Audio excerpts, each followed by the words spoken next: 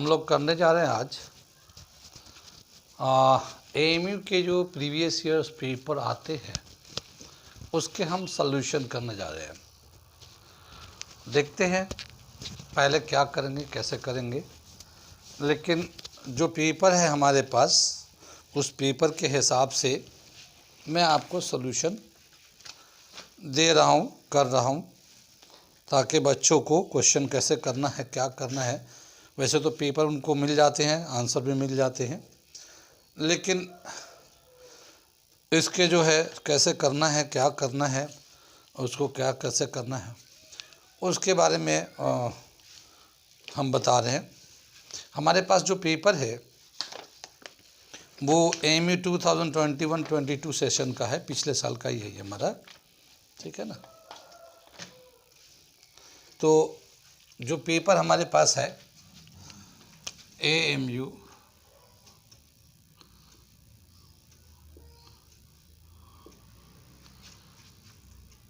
10+2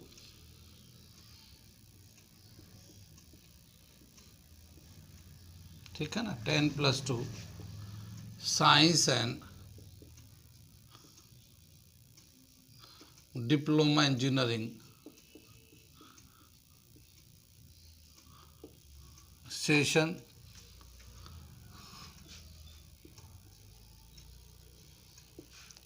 2021 to 2022, यानी कि 21-22, यानी जस्ट पिछले साल का ही पेपर है ये।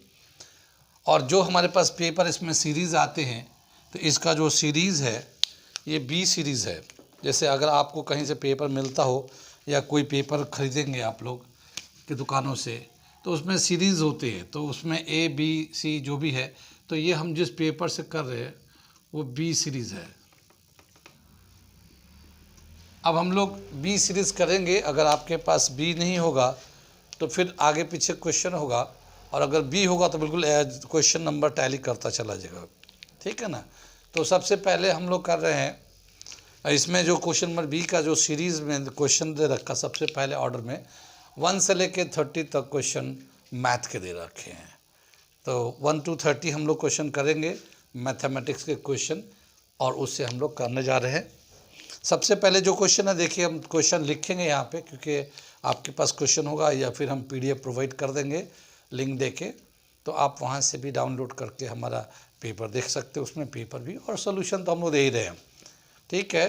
तो ये जो है मैं, लेकिन पहले तो हम क्वेश्चन लिखते जाएंगे, करते जाएंगे इसको। तो सबसे पहला जो क्वेश्चन दे रखा है वो मैं लिख रहा हूँ, ठीक। ये क्वेश्चन दे रखा, question number 1, if a 2n+13 and b is equal to n+7 where n is a natural number, then HCF of a and b is, HCF highest common factor जानते हैं, a and b का HCF कितना होगा, 1 2 3 4, क्या होगा HCF, ये हमारा question है ये। अब इसको हम लोग सोल्यूशन करने जा रहे हैं। ये आपको देख रहे हैं कौन से साल का पेपर है, AMU 10+2 science and diploma 2021-22 session का पेपर का पहला क्वेश्चन हम लोग कर रहे हैं, ठीक है। अब इसका हम लोग सोल्यूशन कैसे करेंगे, तो इसे हमें मिटाना पड़ेगा ये क्वेश्चन को। मैं आपके पास पेपर होगा तो उसमें क्वेश्चन होगा, तो उस क्वेश्चन को देख लीजिएगा उसमें। इसको हम लोग सोल्यूशन करके दिखा रहे हैं, ठीक है। HCF कैसे निकालते हैं ये पता है आपको, आप लोग जानते होंगे HCF कैसे निकालते हैं। जब दो नंबर्स होते हैं तो उन नंबर का फैक्टर्स निकालते हैं, और जो फैक्टर्स दोनों में कॉमन होते हैं, वो जो कॉमन फैक्टर होता है वो हम लोग एक साथ लेते हैं। वही हमारा, जितने जो फैक्टर्स हैं कॉमन होंगे जो दोनों में आएंगे, वही हमारा HCF होता है। चाहे वो नंबर का HCF ले, या अलजेब्रिक एक्सप्रेशन का HCF ले, या और किसी फॉर्म में HCF ले, तो दोनों का हम लोग जो फैक्टर होगा और उस फैक्टर का जो कॉमन फैक्टर होगा वो हमारा HCF काउंट होता है। अब ये A का रिलेशन और B का रिलेशन मैं लिख रहा हूँ, और इनके नंबर्स निकालते हैं, और यहाँ पे n का वैल्यू डालेंगे हम लोग, ठीक है। तो एक हम टेबल बना रहे हैं हम लोग, इस तरह से देखते हैं। यहाँ पे ये n का वैल्यू लेते हैं, यहाँ पे n का वैल्यू लेते हैं, फिर A का वैल्यू ले जाएंगे, फिर ये B का वैल्यू लेंगे हम लोग। A का जो रिलेशन है 2n+13 है ये, और ये B जो है n+7 है, ठीक है। तो हम लोग क्या करेंगे, यहाँ से n का वैल्यू लेते हैं 1, n का वैल्यू लेंगे 1। तो जब यहाँ 1 डालेंगे तो 1 2 इंटू 1 2 आ जाएगा, 2 प्लस 13 15 आ जाएगा ये। और यहाँ 1 लेंगे तो ये 8 हो जाएगा। ठीक है। अगर 2 लेते हैं हम लोग, यहाँ पे 2 लेते हैं तो 2 डालेंगे तो 2 2 4 और 13 17 आ जाएगा ये। ठीक है। और यहाँ 2 डालेंगे तो ये 9 हो जाएगा। अगर हम लोग 3 लेते हैं इसको, 3 2 6 एंड 13 जो लेंगे 19 आ जाएगा ये। ठीक है। और ये 3 लेंगे तो 10 आ जाएगा। ऐसे ही अगर हम लोग 4 लेते हैं, 4 2 8 और 13 21 आ जाएगा ये। 4 यहाँ लेंगे तो 11 आ जाएगा। क्या देख रहे हैं हम लोग, ऐसे हम लोग नेचुरल नंबर डालते रहेंगे, n का लोग नेचुरल नंबर डालते रहेंगे ना, तो a का रिजल्ट जो आएगा ये आएगा, b का ये आएगा जब 1 लेते हैं तो। 15 में 8 में कोई भी ऐसा नंबर नहीं है जो दोनों को डिवाइड करता हो या दोनों का कॉमन फैक्टर हो। ठीक है। तो इसमें जिसमें कोई कॉमन फैक्टर नहीं होता है उसका HCF 1 होता है, क्योंकि 1 कॉमन फैक्टर फॉर एवरीवन। ठीक है ना, 1 is a common factor of every numbers. तो 1 जो होगा, तो यहाँ पे इन दोनों में कोई भी कॉमन फैक्टर नहीं तो 1 होगा। अगर हम लोग 2 लिया तो ये 17 और 9 हुआ, 17 और 9 में भी कोई कॉमन फैक्टर नहीं है, यानी 1 बोल सकते हैं HCF। ऐसे बोला अगर 19 और ये 10 जब 3 लेते हैं तब भी इसका जो कॉमन फैक्टर होगा 1 होगा, क्योंकि और दूसरा कोई नहीं है। फिर इसी तरह से 21 और 11 लिया तब भी कोई कॉमन फैक्टर नहीं है तो 1। तो इसका मतलब ये है कि इसका जो HCF होगा वो 1 होगा, क्योंकि और फर्दर भी नंबर लेंगे तो ऐसे ही दोनों अलग अलग नंबर आएंगे जो आपस में कहीं भी कॉमन फैक्टर नहीं रखता नेचुरल नंबर पे, क्योंकि नेचुरल नंबर हर जगह मतलब कोई नंबर लेंगे उसके हिसाब से दोनों में कॉमन फैक्टर होने चाहिए। अगर होगा तभी ये हमारा HCF कहलाएगा, otherwise 1 is the HCF of every terms. ठीक है। जहाँ पे कोई भी कॉमन टर्म नहीं होता है वो वहाँ पे 1 HCF कहलाता है। तो इसका आंसर हो गया 1। ठीक है। कितना समझ में आया ये नोट करें इसे। अगला क्वेश्चन कराऊंगा मैं, इसे मैं मिटा दूं, इसे मैं मिटा रहा हूं उसको। जो हमारा क्वेश्चन लिखा हुआ था काफ़ी सारे जगह को ऑक्यूपाई कर रखा है, तो इसको मैं मिटा दे रहा हूं। ठीक है। ये तो समझ में आ गया, सीरीज बी है, मिटा दे रहा हूं मैं। फिर इसके बाद अगला क्वेश्चन कर रहा हूं। ये अगला क्वेश्चन आ गया हमारा, क्या दे रखा है इसमें। Next question, which of the following numbers can be represented as non terminating repeating decimal. Non terminating, terminate तो नहीं होगा, रिपीट कर सकता है, रिपीटिंग डेसिमल हो सकता है। इनमें से कौन से नंबर को ये कर सकते हैं, रिप्रेजेंट करेंगे इस तरह से। बोला क्या, जो टर्मिनेट होता है, जो टर्मिनेट होता है, कोई भी रेशनल नंबर होगा जिसमें न्यूमरेटर डिनोमिनेटर होते हैं, अगर वो टर्मिनेट कब होगा, टर्मिनेट होने की कंडीशन ये है, if the denominator is the factor of 2 और 5 और बोथ। ठीक है। क्या मतलब समझ में आया, अगर वो 2 का फैक्टर हो या 5 का फैक्टर हो या दोनों 2 और 5 का हो तो वो टर्मिनेट हो जाएंगे। ठीक है ना। टर्मिनेट का मतलब कुछ नंबर डेसिमल से पहले आए, कुछ डेसिमल के बाद आ जाएंगे आंसर। ठीक है। लेकिन जिसका denominator not a factor of 2 और 5, ठीक है ना, 2 का और 5 का फैक्टर अगर नहीं होगा तो वो टर्मिनेट नहीं होगा, वो रिपीट होगा। वो नॉन टर्मिनेटिंग रिपीटिंग नंबर आते हैं। कितनी बात समझ में आई।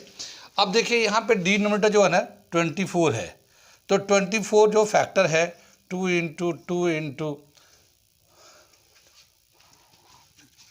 2 इंटू 3, ये 24 का फैक्टर, इसमें 2 का फैक्टर है, तो ये टर्मिनेट हो जाएगा। टर्मिनेट होकर डेसिमल के बाद आंसर आने लगेगा।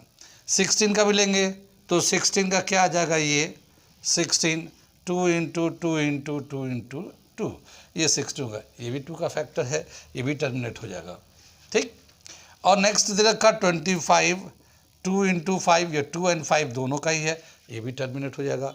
लेकिन जो लास्ट में है नंबर 2 जो है, 11 जो है, ये 1 इंटू 11 हो जाएगा, यानी कि 11 is not a factor of 2 और 5।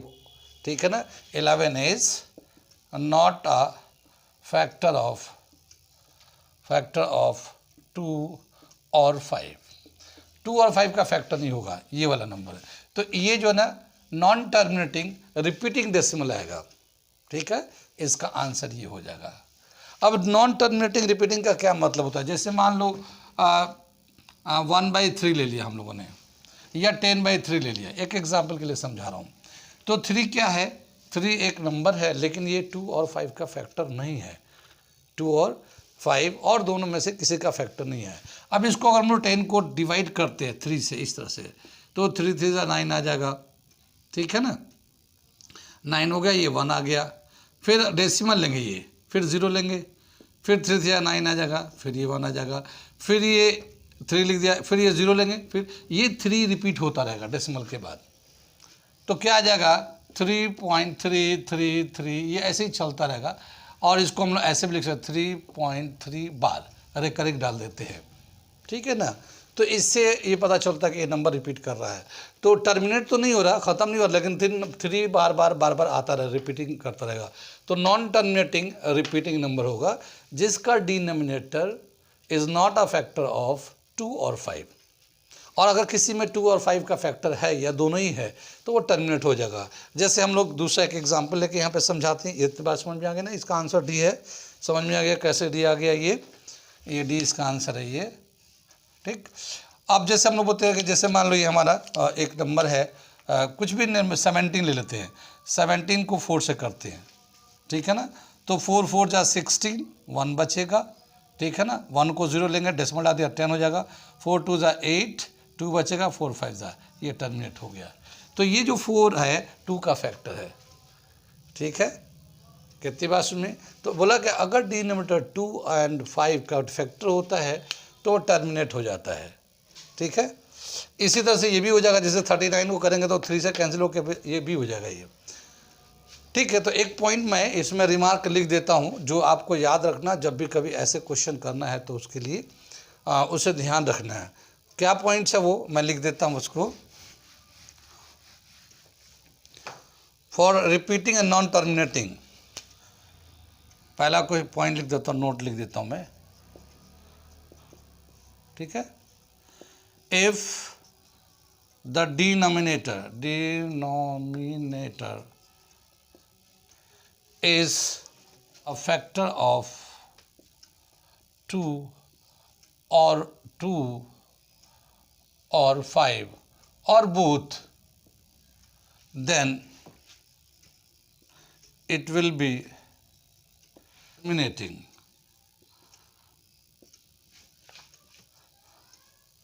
terminating fractional number,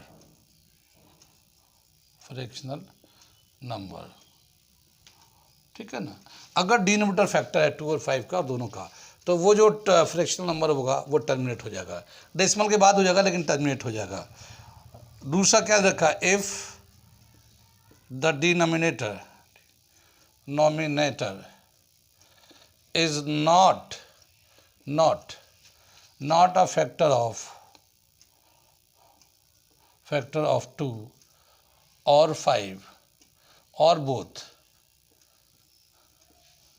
ठीक है ना, इनमें से दोनों किसी का नहीं है, then it will be non terminating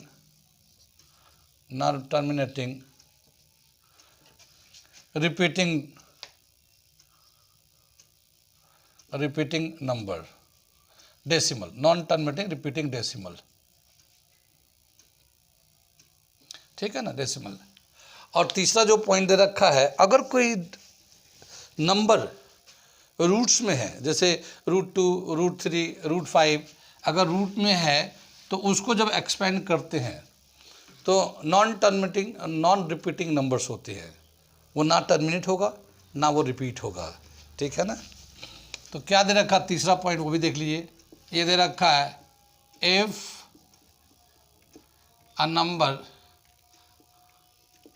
a number is not a perfect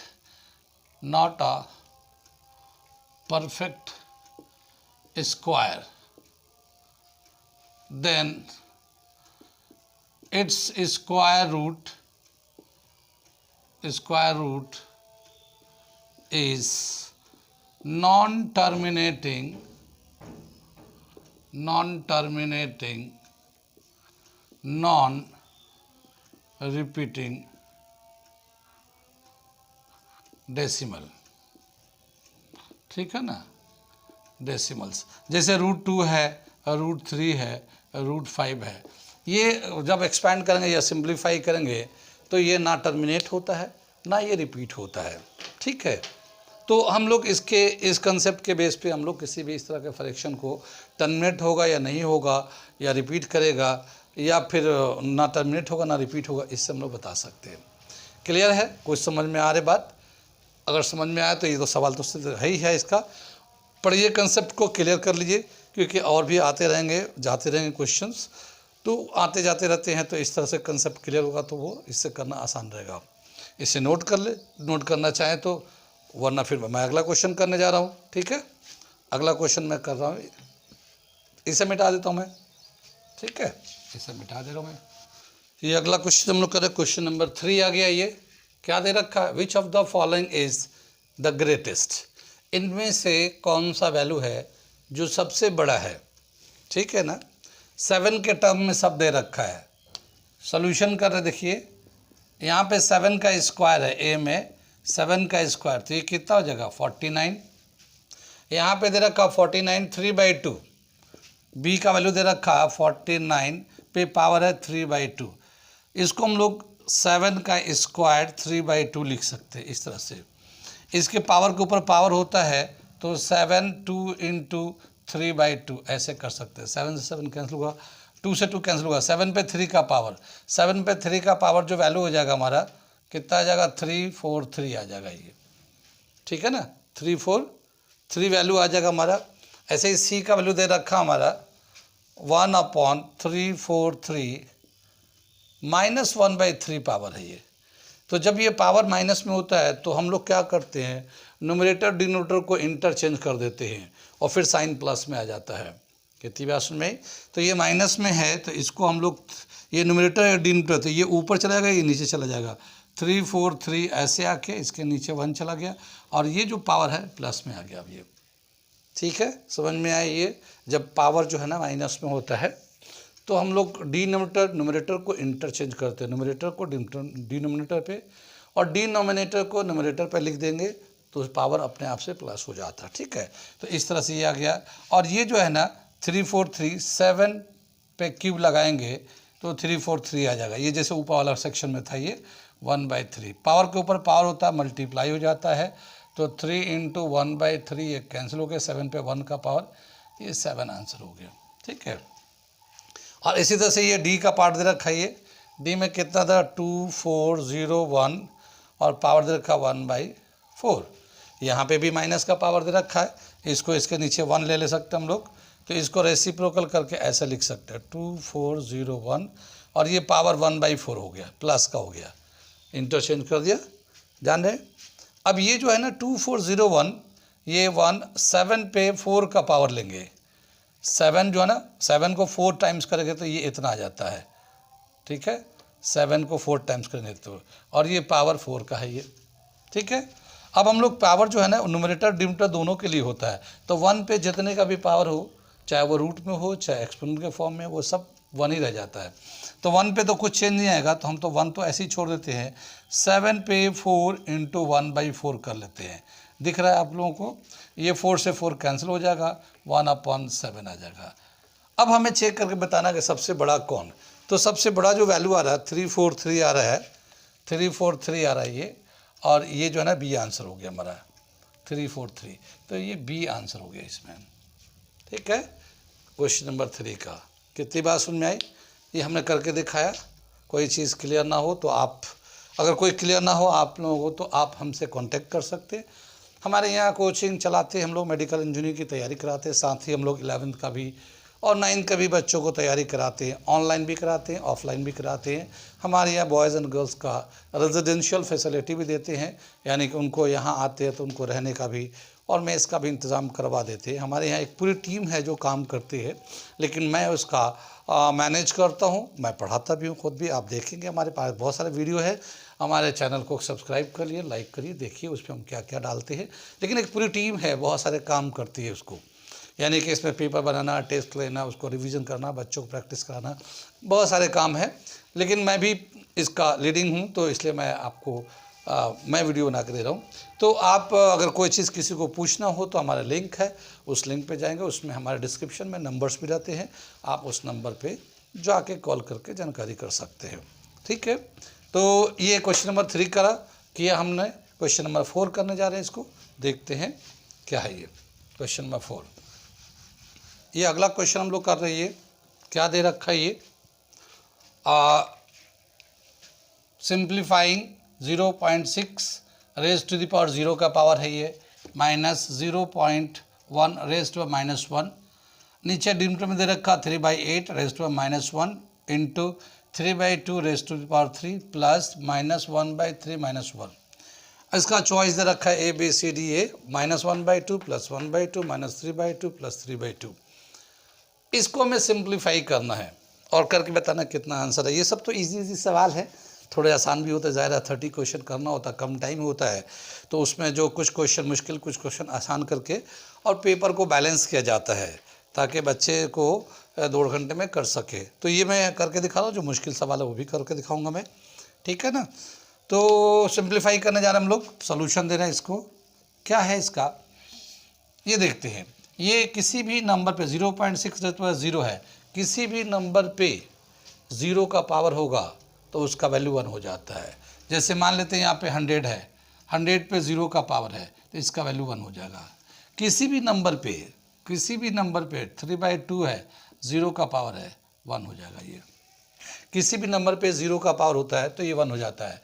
तो ये 1 हो गया, ये हमारा सॉल्यूशन कर रहे हैं हम लोग। ये देखिए माइनस, ये 0.1/1 है तो इसको 1/10 लिख सकते हैं हम लोग।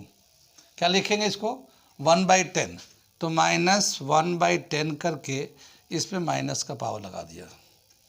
ठीक है, ये हमने बताया था जब माइनस का पावर होता है तो नंबर को रेसिप्रोकल कर देते हैं। तो ये 3/8 है तो हम 8/3 कर देते हैं, और ये पावर प्लस में 1 आ गया। तो 1 लिखे ना लिखे, प्लस में होता तो लिख भी सकते हैं, नहीं भी लिख सकते हैं, माइनस में होता तो लिखना ज़रूरी है। और यहाँ पे देखते हैं ये कितना है, ये 3 पे 3 का पावर है, तो 3 को 3 दफ़ा ऐसे लिख दिए और 2 को 3 दफ़ा ऐसे लिख दिए। कितनी बात में इसे हटा लें, कोई ब्रैकेट की कोई ज़रूरत नहीं पड़ेगी यहाँ पे। ठीक है, और फिर इसके नीचे जो रखा यहाँ पे प्लस, ये माइनस का पावर है, इसे अगर हम लोग नंबर को रेसिप्रोकल तो -3 हो जाएगा, तो ये ब्रैकेट में -3 हो जाएगा। कितनी बात सुन में, ये मल्टीप्लाई कर रहा है, पहले ऊपर देखते थे 1 है और ये 1/10 माइनस का पावर है ये, तो ये नंबर उलट जाएगा। ठीक है, तो जब ये रेसिप्रोकल हो जाएगा तो 1 - 10 आ जाएगा ये। ठीक है ना, 1 - 10, ये हम इसको मिटा लेते हैं, इसकी कोई ज़रूरत नहीं। ठीक है ना, तो 1 - 10 हो जाएगा। अब ये देखिए 2 × 2 × 2 8 होगा, ये 8 से कैंसिल हो जाएगा, एक 3 इससे कैंसिल हो जाएगा, ये 3 3 या 9, तो नीचे बचेगा यहाँ पे 9, ये प्लस माइनस -3 आ जाएगा। ठीक है, ये ऊपर बचेगा -9, नीचे बचेगा 6। ठीक है, और 3 से कैंसिल करेंगे तो -3/2, और इस तरह से इसका आंसर हो जाएगा C। कितनी बात सुन में समझ में आ रहा है। ये वाला जिस पे 0 का पावर होता है वो 1 हो जाता है, बाकी तो बहुत पुराना वो है, रेसिप्रोकल करते हैं, माइनस का पावर होता है। तो आसान सवाल था ये। अगला क्वेश्चन करने जा रहे हैं, इसे मिटा दे रहे हैं हम लोग। अगला ये सवाल है क्वेश्चन नंबर 5, हम लोग कर रहे हैं इसको। क्वेश्चन नंबर 5 में क्या दे रखा, the sum of all 3 digit numbers which are multiple of 7 is. 3 digit के वो सभी नंबर्स जो 7 से डिवाइड हो जाते हैं या 7 का मल्टीपल होते हैं। 3 डिजिट के वो सभी नंबर जो 7 के मल्टीपल्स होते हैं, अगर उन सब को प्लस करेंगे तो इनमें से कितना होगा, 60 336, 70 336, 80 336, 90 336, इसमें से कौन सा आंसर होगा। करके दिखा रहा हूँ मैं। ये क्वेश्चन है एपी से। एपी चैप्टर आप लोगों ने पढ़ा होगा, बहुत सारे बच्चे पढ़े भी होंगे, बहुत सारे बच्चों को नहीं पता होगा। एपी क्या होता है, अर्थमेटिक प्रोग्रेशन। अर्थमेटिक प्रोग्रेशन वो होता है जिसमें नंबर के सीरीज होते हैं और हर कंसेक्यूटिव नंबर का आपस में जो डिफरेंस होता है, difference between the two consecutive numbers is same at everywhere. उस नंबर के जितने भी सीरीज में नंबर होंगे, कहीं पे भी आप अगर डिफरेंस निकालें दो कंसेक्यूटिव नंबर्स का, तो हर जगह बराबर रहेगा। और ऐसे नंबर जिसमें कॉमन डिफरेंस हर जगह इक्वल होते वो एपी कहलाते हैं। तो एपी में हम लोग का nth टर्म का वैल्यू निकालने का भी एक फार्मूला है और सम ऑफ n टर्म का भी फार्मूला है। हम उस फार्मूले से निकालेंगे, लेकिन वो फार्मूला मैं लिखता हूँ और लिखने के बाद बताता हूँ कि क्या क्या उसमें ज़रूरत है, ठीक है ना। तो पहले तो मैं ये देख लूँ कि सॉल्यूशन करने जा रहा हूँ कि पहले जो है ये 7 का जो मल्टीपल है, जो 3 डिजिट का नंबर है, वो कौन कौन से हैं, ठीक है ना। तो 3 digit numbers multiple of 7 are 105, 112, 119। ये सब में 7 का डिफरेंस होगा। जब 900, क्योंकि 3 डिजिट का नंबर जो होता है 1000 तक जाएंगे तो 1000 में 4 डिजिट आ जाते हैं, 3 जीरो होता है और एक 1 होता है, 4 डिजिट होते हैं। तो 999 से नीचे जो नियरेस्ट नंबर होगा वो हमारा चेक करना है, जो 7 का मल्टीपल है, ठीक है ना। तो जो 999 के बाद तो 9 ले लेते एक, तो इसमें से 2 बचेगा, फिर 999 तो ले लेते, ये 9 ले लिया, यहाँ से 2 बचेगा, फिर इसमें लेंगे 29 हो जाएगा, 7 4 जा 28, 1 बचेगा, फिर यहाँ 4 ले लेते हैं, 7 2 जा 14। तो ये जो लास्ट नंबर होगा उस 3 डिजिट का नंबर, यानी ये सभी नंबर ऐसे हैं, जैसे 105 7 बढ़ा के लिखा तो 112, 7 और बढ़ाया 119, ऐसे 7 बढ़ाते हैं। तो जो लास्ट नंबर होगा जो 1000 के करीब होगा और 7 का मल्टीपल होगा वो है 994। इसके बाद फिर 1000 से ज़्यादा हो जाएगा, यानी 4 डिजिट का नंबर आने लगेगा। कितनी बात सुन में। अब ये जो नंबर है, कितने नंबर आएंगे, एक जैसे एक नंबर 1 टर्म ये हो गया, एक 105 एक हो गया, 112 2 हो गए, 193 3 हो गए, ऐसे 126 4 हो गए, 133 5 नंबर हो गए, ऐसे यहाँ से यहाँ तक कितना n निकालना हमें, n नंबर ऑफ टर्म्स, ठीक है ना। n निकालना हमें, यहाँ से पहले n निकालते हैं। तो हमारे पास जो n निकालने का formula, value of n term का फॉर्मूला है an is equal to a1 plus n minus 1 into D. ये एक फॉर्मूला है हमारा, ये हमारा an का वैल्यू होता है, यानी कि जो लास्ट टर्म है जिसका में वैल्यू है वो है, ये पहला टर्म का वैल्यू होता है n कितने टर्म्स हैं -1 इंटू ये कॉमन डिफरेंस कितना है। तो यहाँ पे पहला नंबर कितना, a1 का वैल्यू हो जाएगा 105, कॉमन डिफरेंस 7 हो जाएगा ये, और n निकालना है, और ये जो लास्ट टर्म का वैल्यू है ये 994 हो जाएगा। यहाँ पे मैं अगर कहे तो मैं लिख के देता हूँ, यहाँ पे एक पहला टर्म है 105, d हो जाएगा 7 और लास्ट टर्म an का वैल्यू होगा 994, ठीक है ना। इसको हम लोग सिंप्लीफाई करके n निकालना चाहते हैं, तो पहले हमको इसको इधर ला लेते हैं।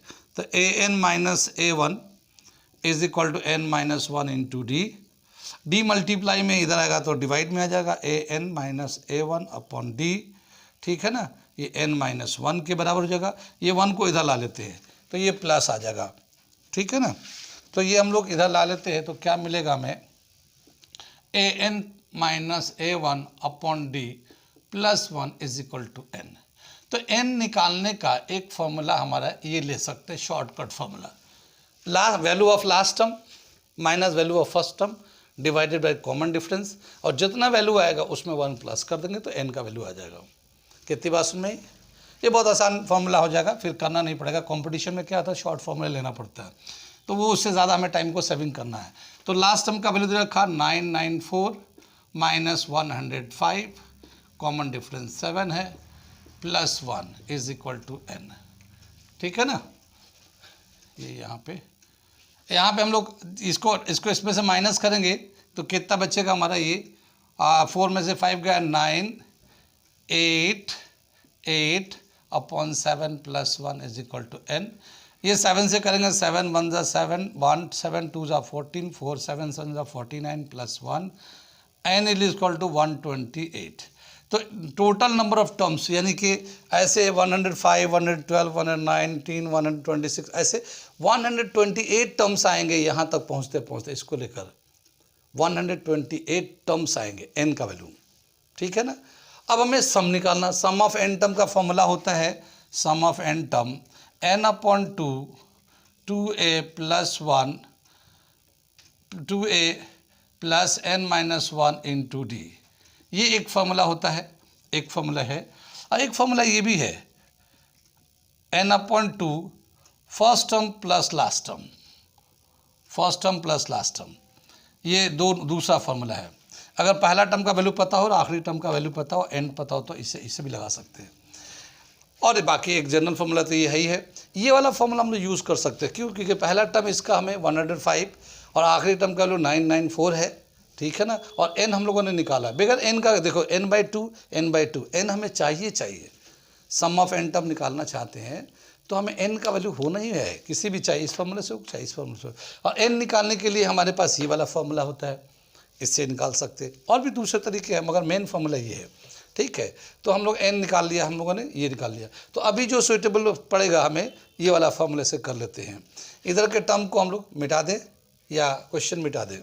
क्वेश्चन मिटा देता हूँ, क्वेश्चन तो आपके पास आ गया है, आप लोग देख सकते हो, ठीक है ना। तो क्या दे रखा है इसमें, वैल्यू डाल देते हैं। ये सम ऑफ n टर्म का वैल्यू होता है n यानी कि 1/128/2, पहला टर्म 105 और लास्ट टर्म है 994, ठीक है। इसे 2 से काट दो 68 आ जाएगा, ये 64 आ गया। और ये जो है प्लस करेंगे तो 4 + 5 9, ये 9 आ जाएगा, ये 10 आ जाएगा, ठीक है ना। इसको जब 64 से मल्टीप्लाई करेंगे तो ये टोटल वैल्यू जाएगा 70,336, ये बी आंसर हो जाएगा इसका। कितना समझ में आई इसे, ये बी आंसर, ठीक है। तो ये हमारा एपी का एक क्वेश्चन था, अच्छा क्वेश्चन है। दो फार्मूले हैं, दोनों फार्मूले यूज़ हो गए इसमें। हमें पहले फार्मूले से n का वैल्यू निकाला और सम से उसका सम निकाल दिया, ठीक है। ये जो मल्टीपल था, 7 का मल्टीपल भी होता है, 7 का डिविजिबल भी होता है। एक क्वेश्चन अगर लिखता कि 3 digit number which is divisible by 7, तो डिविजिबल भी 7 से यही को आता वैल्यू और मल्टीपल ऑफ 7 यही आएगा वैल्यू, ठीक है ना। तो इस तरह से दो तरह के क्वेश्चन बनते हैं इसमें, एक मल्टीपल ऑफ 7 बताते हैं और एक डिविजिबल बाय 7, या और कोई नंबर का multiple and divisible, same term same value चलेगा ये, ठीक है। और जब भी कभी हमें सम निकालना होगा तो पहले हम लोग n निकालेंगे। n का फॉर्मूला है value of last term first term minus first term divided by common difference, plus 1 करेंगे तो n आ जाएगा और फिर यहाँ n का वैल्यू डाल देंगे और इसके फर्स्ट टर्म लास्ट टर्म का वैल्यू डाल देंगे, या फिर ये 2a1 यानी 2 into first term plus n-1 into, इससे निकाल लेंगे। जो लोग एपी जानते हैं उन्हें समझ में अच्छा आ रहा होगा, लेकिन जो लोग नहीं जानते हैं, कम जानते होंगे, ये पढ़े नहीं होंगे, उन्हें थोड़ा डिफिकल्ट लग रहा हो तो पढ़ लेंगे। हमारे जो लेक्चर आते हैं, हमारे चैनल पे लेक्चर भी आता है, हम लोग वहाँ पे हमने एनसीईआरटी के कोर्स को समझाया भी है और उसके एक्सरसाइज भी कराए हैं और वहाँ पे करा रहे हैं, बल्कि अभी तो चेक का अभी आता रहेगा उसमें और करा रहे हैं। उसमें और भी बहुत तरह के वेरिएशन के क्वेश्चन हम लोग अपलोड कर रहे हैं। आप जब देखेंगे आपको वीडियो तो उसमें मिलेगा। अभी फ़िलहाल अभी ये इस तरह से करना, ये समझ में आई बात। मेरे चैनल को अगर देखना चाहते हो उसका तो ILCC अलीग क्लासेस के नाम से वो हमारा चैनल है, ILCC मैं लिख देता हूँ यहाँ पे, आप उस पर जाके देखें ILCC अलीग क्लासेस, ठीक है ना। ये हमारा चैनल का, इससे खोलेंगे तो खुलेगा यूट्यूब पे, ठीक है। नोट कर लें, समझ लें इसे। मैं अगला क्वेश्चन करा रहा हूँ। क्या दे रखा है ये अगला क्वेश्चन हमारा, क्वेश्चन नंबर 6 बताया था, ये AMU का पेपर है ये, और क्वेश्चन नंबर 6 दे रखा हमारा, if the sum of first m terms of an AP is the same as the sum of its first n terms, ठीक है ना, m टर्म्स का सम n टर्म का सम सेम है, then the sum of its m plus n term is, ठीक है। कितना होगा, 100, 200, 300 या 0 होगा। कितनी बात सुन में, बताया गया कि ये क्वेश्चन जो है ना एपी का है, सम ऑफ एन टर्म का पिछला क्वेश्चन भी था, इससे पहले भी एक क्वेश्चन किया था हम लोगों ने। तो क्या दे रखा है कि एम टर्म का सम, एक एपी दे रखा, उस एपी के sum of M term is equal to sum of N term है, दोनों बराबर हैं, एम टर्म का सम और एन टर्म का सम। तो अगर m प्लस एन टर्म का सम निकाला जाए तो कितना होगा, ये बताना हमें। ठीक है, तो मैं करता हूँ, जैसे जैसे ज़रूरत होगी वैसे वैसे करते जाएंगे। सोल्यूशन दे रहे हैं हम लोग अकॉर्डिंग टू क्वेश्चन। ये क्या दे रखा हमें, sum of m term is equal to sum of n term. ठीक है ना, उस एपी का, एपी के सम का जो फॉर्मूला है, जैसे m टर्म का सम लेंगे तो m upon 2a first term m minus 1 into D, ये इसका हो जाएगा सम ऑफ m टर्म का। इधर वाला राइट हैंड में लेते हैं n upon 2 first term plus n minus 1 into D, ये n टर्म का सम हो जाएगा। ठीक है, ये देखिए ये मल्टीप्लाई में तो ये नीचे से 2 दोनों का कैंसिल हो जाएगा ये। ठीक, m से मल्टीप्लाई कर देते हैं, तो जब m को इससे 2a से मल्टीप्लाई करेंगे तो 2a1m, इस m से d को मल्टीप्लाई कर देते हैं तो md आ जाएगा। md को फिर ब्रैकेट खोल देते हैं, प्लस का साइन है, तो ये आ जाएगा m स्क्वायर d फिर माइनस md आ जाएगा। ये कितनी बात समझ में आई। ऐसे ही दे रखा n से इसको मल्टीप्लाई करेंगे 2a1n, n से इसको d को मल्टीप्लाई nd आ जाएगा, nd से इस ब्रैकेट को खोलेंगे, ये प्लस का साइन है, तो ये n square d minus nd आ जाएगा ये। ठीक है, इसको आगे लेके चलते हैं हम लोग। ठीक है, ये जो लाइक टर्म है 2a, इसके साथ लेके आएंगे m स्क्वायर d है, फिर इसके बगल में लेके आएंगे इसको, और फिर ये इसके पास लेके आएंगे। तो जब इसको इस तरफ लेके आएंगे तो मिलेगा हमें 2a1m माइनस 2a1n, फिर ये आ जाएगा plus m square d minus n square d, फिर आएगा plus minus m d plus n d is equal to 0। दिख रहा है सबको। ठीक है, तो ये दे रखा हमारा, सबको हम लोगों ने राइट से लेफ्ट को ले गया, इसको इसके पास ले गया, इस तरह से अरेंज कर लिया। दो का हम लोग पेयर बना लेते हैं, इसका इसका और इसका पेयर बना लेते हैं। इसमें से कॉमन निकालते हैं, 2a कॉमन निकल जाएगा, तो 2a कॉमन निकाल लिया, m माइनस n आ जाएगा। ठीक है, यहाँ से d कॉमन निकालेंगे तो ये आ जाएगा m square minus n square आ जाएगा, और यहाँ से भी d कॉमन निकालेंगे, लेकिन यहाँ माइनस का साइन आएगा बाहर में, ये माइनस का साइन आएगा, d कॉमन निकालेंगे तो ये माइनस m माइनस n आ जाएगा इज इक्वल टू 0। ठीक है, इस वाले बीच को हम लोग एक बार plus a square minus b square के फॉर्मूले पे, तो एक बार प्लस एक बार माइनस लिख सकते हैं हम लोग। ठीक है, तो ये 2a1 m minus n d m plus n m minus n, ये ऐसे ले लिया, माइनस d m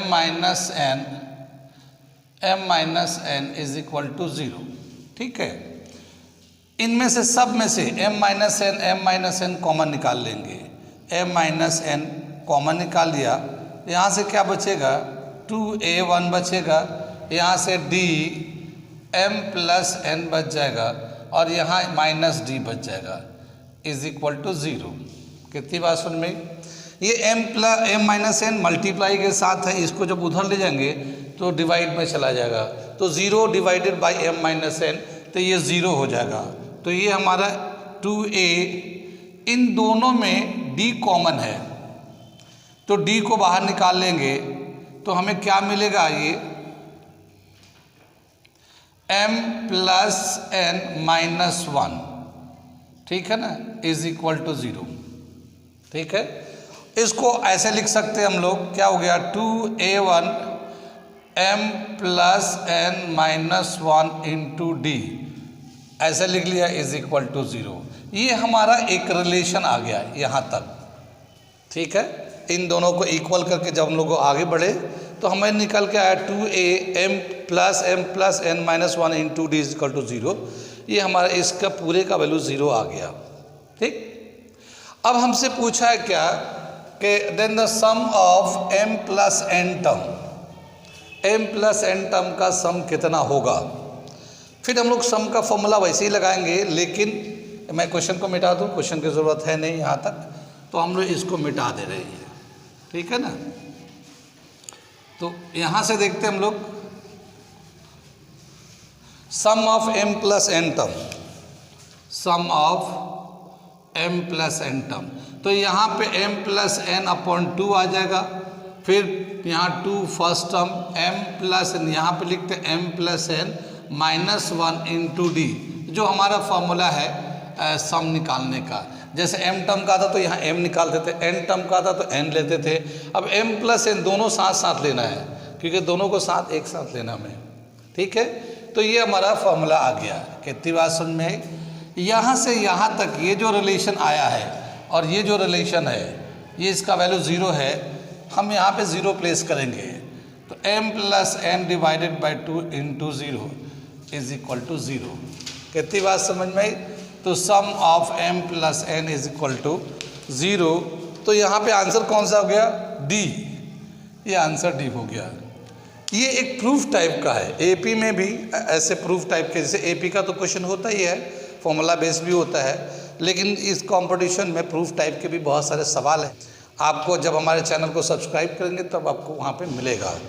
ठीक है, अब आपको ये है कि इतना क्वेश्चन तो इतना बड़ा कर नहीं पाएंगे, तो जितने भी एपी में प्रूफ टाइप के क्वेश्चंस हैं वो हमारे चैनल पे मिलेंगे, आप वहाँ पे जाकर देखेंगे और उसके जो आंसर हैं एक थोड़ा सा माइंड में रख सकते हैं, क्योंकि इतना करने का टाइम होता नहीं है कंपटीशन में।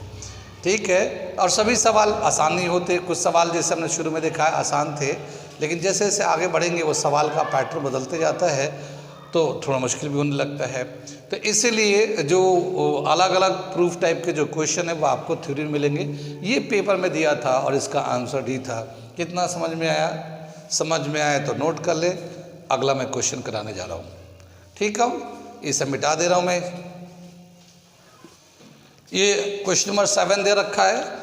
हम इस क्वेश्चन का क्या दे रखा? Question number 7, the denominator of a fraction is greater than its numerator by 11 if 8 is added to both numerator and denominator it become 3/4 the fraction is। ठीक है, एक फ्रैक्शनल नंबर है, जैसे ऊपर नीचे न्यूमरेटर डिनोमिनेटर लिखते हम लोग, तो एक फ्रैक्शनल नंबर है लेकिन न्यूमरेटर जो है वो ज़्यादा है डिनोमिनेटर से। न्यूमरेटर डिनोमिनेटर से 8 ज़्यादा है, सॉरी 11 ज़्यादा है, 11 ज़्यादा है। अब क्या बताया कि अगर 8 न्यूमरेटर और डिनोमिनेटर दोनों में प्लस कर दे तो वही फ्रैक्शन 3/4 हो जाता है। तो ओरिजिनल फ्रैक्शन कितना है ये बताना हमें, इनमें से कौन सा आंसर होगा ओरिजिनल फ्रैक्शन का। ठीक है, सवाल समझ में आ गया, सॉल्यूशन कर रहे हैं हम लोग इसको। ठीक है, let the numerator be, let the numerator be x। ठीक है, then denominator is x plus 11, क्योंकि डिनोमिनेटर 11 ज़्यादा है। Therefore the fraction is equal to x upon x plus 11। ये हमारा फ्रैक्शन हो जाएगा। आगे क्या बोला है कि अगर 8 दोनों में प्लस किया जाए, न्यूमरेटर डिनोमिनेटर में ऐड किया जाए, if 8 is added both in numerator and denominator, हमने ऐसे लिख दिया, पूरा ना लिख के कैपिटल N कैपिटल DN लिख दिया न्यूमरेटर एंड डिनोमिनेटर को, इट बिकम्स 3/4। ठीक है, तो x अपॉन x प्लस 11 तो पहले से था ही था, हमने इसमें 8 प्लस कर दिया, इसमें भी 8 प्लस कर दिया, और ये 3/4 के बराबर हो गया। दोनों में न्यूमरेटर एंड डिनोमिनेटर में जब 8 प्लस करेंगे तो ये 3/4 के बराबर हो जाएगा। क्वेश्चन के अकॉर्डिंग हमने अरेंज कर दिया, ठीक है। अब इसको हम लोग सिंप्लीफाई करते हैं, x + 8 और ये x + 19 इज इक्वल टू 3/4। 4 को इधर ले जाएंगे और ये 3 से इसको मल्टीप्लाई कर देंगे। 4x 24 नहीं 32, 4 8 जा था 4 8 जा 32 और ये 3x हो जाएगा और ये 27 नहीं 57 आ जाएगा ये, ठीक है। 3x को इधर लाते हैं और 32 को उधर ले आते हैं। 4x - 3x 57 - 32 x is equal to 25। x का वैल्यू कितना होगा? 57 में से 32 माइनस करेंगे 25 आ जाएगा। तो ये हमारा x का वैल्यू आ गया। अब हम लोग क्या करेंगे, फ्रैक्शन बनाना चाहते हैं तो यहाँ पे x की जगह पे 25 डाल देंगे। Therefore required fraction x + 11 25 + 11 25/36। इसमें से कौन सा है? 30, ये बी आंसर हो गया इसका 25/36। तो ये हमारा इसका आंसर आ गया। ये रिक्वायर्ड फ्रैक्शन कौन सा है क्वेश्चन के हिसाब से। कौन कौन सा स्टेप समझ में आया, कहाँ कहाँ नहीं समझ में आया?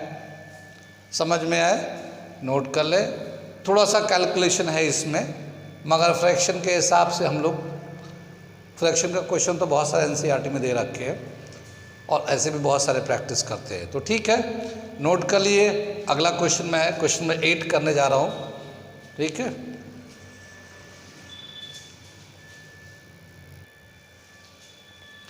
ये हमारा क्वेश्चन दे रखा क्वेश्चन नंबर 8। ये देखिए कैसा क्वेश्चन है ये बिल्कुल अलग क्वेश्चन है। क्या दे रखा है? If a² is equal to by + cz, b² is equal to ax + cz and c² is equal to ax plus by, then the value of x upon a plus x plus y upon b plus y plus z upon c plus z will be 0, 1, a plus b plus c, 1 by a plus 1 by b plus 1 by c। ये value दे रखे हैं, इसका value निकालना है और बताना इनमें से क्या होगा। ठीक है, क्वेश्चन दिख रहा है, समझ में आ रहा है, ये कुछ आइडिया आ रहा है कैसे करेंगे हम लोग, ठीक है ना। ऐसे क्वेश्चन थोड़े से टफ टाइप के क्वेश्चन होते हैं और कुछ ये क्वेश्चन ऐसे भी हैं जो एनसीईआरटी में इस तरह के क्वेश्चन नहीं दे रखे हैं। तो ये वो ऐसे क्वेश्चन होते हैं जो कुछ अच्छे, जो एक्स्ट्रा ऑर्डिनरी बच्चे जो होते हैं उनको चेक करने के लिए भी कि कौन कौन से बच्चा है जो एक्स्ट्रा ऑर्डिनरी है, जो कर सकता है या करेगा। ऐसा तो तुक्का भी मार देते हैं, बहुत लोग का सही हो जाता है, लेकिन तुक्का मार कर सही होना, उसका मार्क्स मिलना, वो जब क्लास में जब एडमिशन मिल जाएगा, मान लो सिलेक्शन के बाद, तो वो रिफ्लेक्ट करेगा वो कहीं ना कहीं कि उसे कितना नॉलेज था और कैसे तुक्के से हुआ है। बैल ये क्वेश्चन को हम लोग देखते हैं कैसे करेंगे। तो हम करके दिखा रहे हैं आपको ये कैसे करना है। पहला पार्ट हम लोग लेते हैं। यहाँ पे क्या दे रखा है? a² is equal to by + cz, ये दे रखा है। हम लोग क्या करेंगे, ax दोनों तरफ ऐड कर देंगे। क्या ऐड करेंगे? ax इधर भी ऐड कर देते हैं और यहाँ पे भी ax ऐड कर दिया, ठीक है ना। ax ऐड कर दिया, by + cz इधर सही था, तो यहाँ पे लिखा हम लोगों ने एडिंग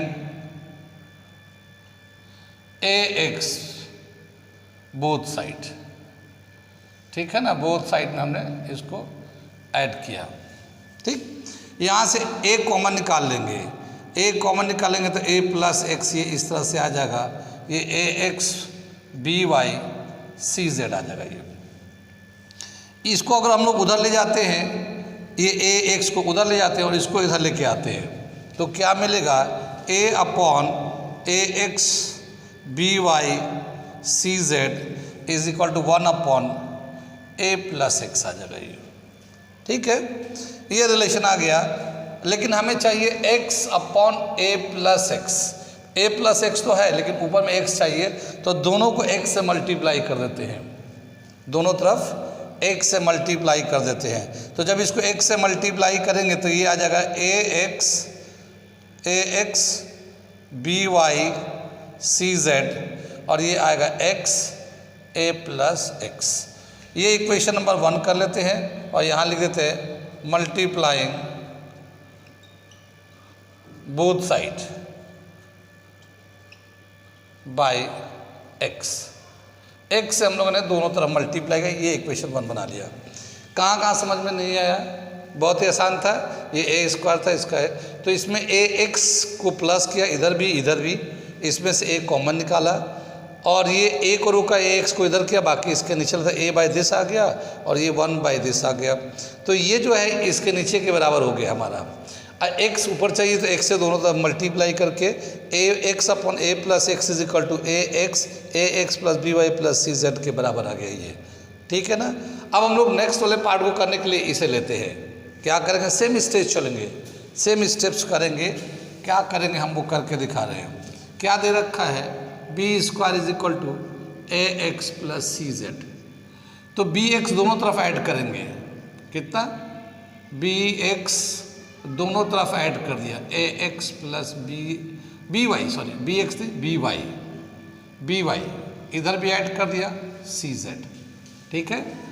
यहाँ से कॉमन निकालेंगे बी को तो क्या मिलेगा? बी प्लस वाई मिल जाएगा हमें, A x plus B Y C Z. इसको इधर लाएंगे और ये बी प्लस वाई को उधर ले जाएंगे तो b upon A x plus B Y plus C Z is equal to 1 upon b plus y. ठीक है ना। अब हमें बी के साथ वाई चाहिए, यहाँ वाई है ना तो वाई चाहिए ऊपर भी यहाँ पे, तो वाई से दोनों तरफ मल्टीप्लाई कर देंगे तो ये हो जाएगा b y a x B Y C Z is equal to y upon b plus y. ये दूसरा इक्वेशन हो गया। इसी तरह से हम लोग तीसरा भी करेंगे। क्या करेंगे? इसमें सी जेड प्लस करेंगे दोनों तरफ प्लस करने के बाद कॉमन लेंगे, कॉमन लेने के बाद एक तरफ ले जाएंगे और हमें मिलेगा यहाँ सी जेड, ये C Z A x plus B Y, यहाँ पे हम लोग लिख लेते हैं सिमिलरली।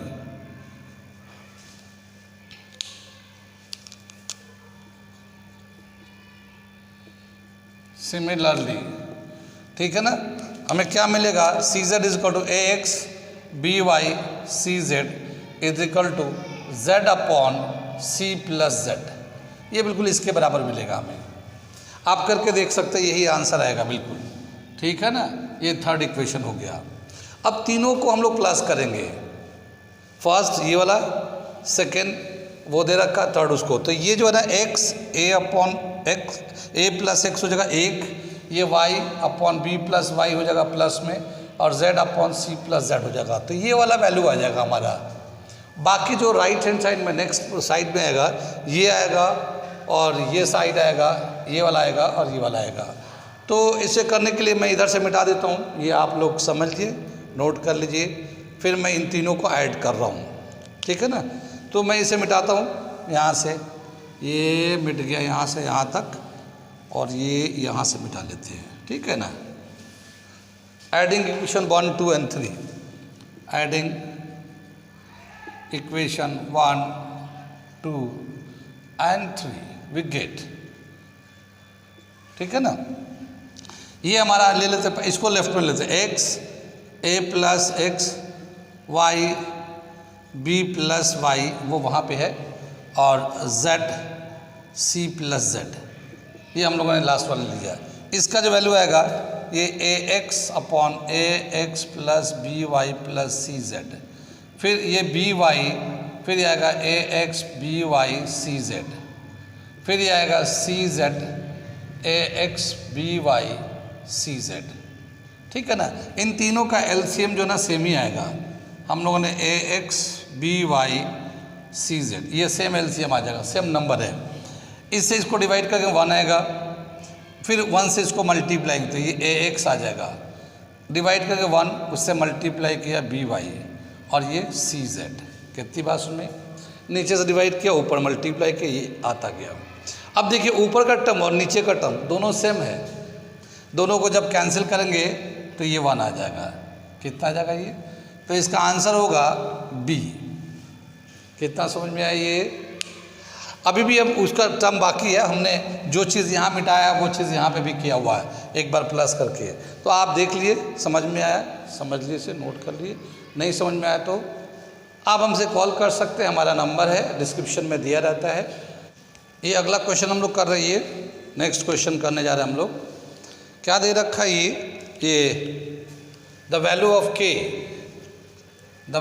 के for which the zeros of the polynomial kx square plus 4x plus 4 are alpha and beta, which are related as alpha square plus beta square is equal to 24, then alpha and beta are 1 2 by 3, 1 minus 2 by 3, minus 1 2 by 3, minus 1 minus 2 by 3।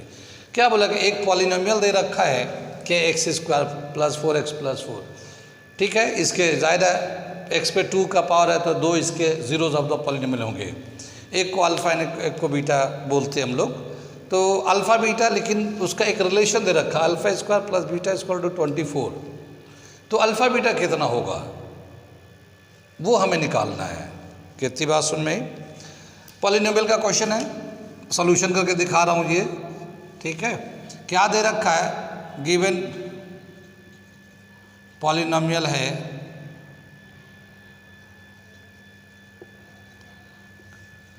kx square plus 4x plus 4। अगर हम लोग इसको एक general formula जो होता है, general formula अगर देखते हैं, जनरल फार्मूला तो क्या होता है? ax square plus bx plus c, ये हमारा होता है। इसको अगर हम लोग कंपेयर करेंगे तो here a is equal to k, b is equal to 4, c is equal to 4 होता है। ये कंपेयर करेंगे तो यहाँ पे ये k के बराबर है, b जो है ना 4 के बराबर है, और c जो है 4 के बराबर है। सम ऑफ टू रूट्स जानते हैं हम लोग, sum of two roots alpha plus beta क्या हो गया? माइनस बी बाई ए, ठीक है ना, minus b by a, sum of two roots, ठीक है। b की जगह पे कितना है? 4 माइनस 4 अपॉन k, ये लिख दिया। Product of two roots, product of two roots alpha into beta, और ये c बाई ए होता है, और c का वैल्यू है 4, a का वैल्यू है k। तो ये हम सम एंड प्रोडक्ट का, जब भी कभी हम लोगों को रूट्स निकालना होता है, इस तरह का रिलेशन यूज़ करना होता है, तो sum of two roots product of two roots निकाल लेते हैं। कितनी बात में? अब हम लोग देखते हैं alpha square plus beta square का 24 वैल्यू दे रखा है, तो इसको हम लोग अरेंज करते हैं, ठीक है। यहाँ से देखते हैं alpha square plus beta square is equal to 24। इसको अगर हम लोग अरेंजमेंट करेंगे तो अल्फा प्लस बीटा का whole square minus 2 alpha beta is equal to 24। ये समझ में आया? इसको हम लोग ऐसे भी लिख सकते हैं। ये अगर एक्सपेंड करते हैं a प्लस बी का होल स्क्वायर, ए स्क्वायर यानी alpha square plus beta square plus 2 alpha beta, यहाँ पे प्लस 2 अल्फा बीटा आएगा, माइनस से कैंसिल करके बैलेंस कर देंगे। ये कितनी बात सुन में? सम ऑफ टू रूट्स का वैल्यू दे रखा हमारा यहाँ minus 4 by k, minus 4 by k का स्क्वायर कर लिया, minus 2 product of two root 4 by के, ठीक है ना, इज इक्वल टू 24, ठीक है। ये करेंगे, ये 16 अपॉन के स्क्वायर आ जाएगा, और ये माइनस 8 अपॉन के आ जाएगा, 24 आ जाएगा। 8 से दोनों तरफ डिवाइड कर देते हैं, 8 से दोनों तरफ डिवाइड कर देते हैं, 8 से इधर भी 8 से इधर भी, तो 2 upon k square minus 1 by k is equal to 3 divided by dividing by 8 हमने 8 से डिवाइड कर दिया। अब इसका एलसीएम लेंगे हम लोग, तो इसका जो एलसीएम होगा के स्क्वायर आ जाएगा इस तरफ का, तो ये तो 2 आ जाएगा, मगर माइनस के से के को डिवाइड कर के आएगा, के से मल्टीप्लाई के आ गया, ठीक है, और ये 3 आ जाएगा। इस के स्क्वायर को इधर शिफ्ट करेंगे, 2 माइनस 3 इज इक्वल टू 3 नहीं 2 माइनस के इज इक्वल टू 3 के स्क्वायर, ठीक है। इसको ऑर्डर में अगर लगा ले, अगर 3k की तरफ इन सब को ले जाते हैं तो 3k² plus k minus 2 is equal to 0। ऐसे हम लोगों ने क्वाड्रेटिक इक्वेशन टाइप का बन गया ये। अब हम लोग इसको मिडिल टर्म करके स्प्लिट करके सिंप्लीफाई करते हैं। ये क्वेश्चन तो समझ में आ गया, क्वेश्चन को हटा लें, क्वेश्चन की ज़रूरत नहीं है, नोट कर लिया होगा आपने, ठीक है। तो हम इसको मिटा के यहाँ से यहाँ तक करके दिखाते हैं, ठीक है। क्या है ये 3 to the 6 फैक्टर करना है, तो क्या आ जाएगा हमारा 3k² plus 3k minus 2k minus 2 is equal to 0। ये मिडिल टर्म स्प्लिट कर दिया, क्वाड्रेटिक इक्वेशन को करने आता है ना आपको। तो इन दोनों को मल्टीप्लाई करते हैं, इस तरह से अरेंज करते हैं कि प्लस या माइनस करने के बाद बीच का टर्म आ जाए, वो हमने कर दिया। 3k में से 2k माइनस करेंगे तो प्लस का k बच जाएगा, मल्टीप्लाई करेंगे तो किनारे के मल्टीप्लाई के बराबर हो जाएगा ये, ठीक है। ये इसको ले लिया, 3k कॉमन लेते हैं, k प्लस 1 आ जाएगा, यहाँ से 2 कॉमन लेंगे, k प्लस 1 आ जाएगा, 0 हो गया ये। k प्लस 1 को कॉमन लेते हैं, 3k माइनस 2 0 हो जाएगा। अब ये दोनों को मल्टीप्लाई करने के बाद 0 आ रहा है, तो या तो ये 0 है या ये 0 है, दोनों में से कोई ना कोई 0 है। तो k प्लस 1 इधर k plus 1 is equal to 0 और 3k minus 2 is equal to 0। अगर यहाँ से k निकालना चाहें तो -1 हो जाएगा, और यहाँ से k निकालना चाहेंगे तो 2/3 आ जाएगा। तो k का जो वैल्यू आएगा, यानी अल्फ़ा एंड बीटा जो होगा, अल्फ़ा को मान लो 1 है तो बीटा जो है ना 2/3 है, ये आंसर हो जाएगा।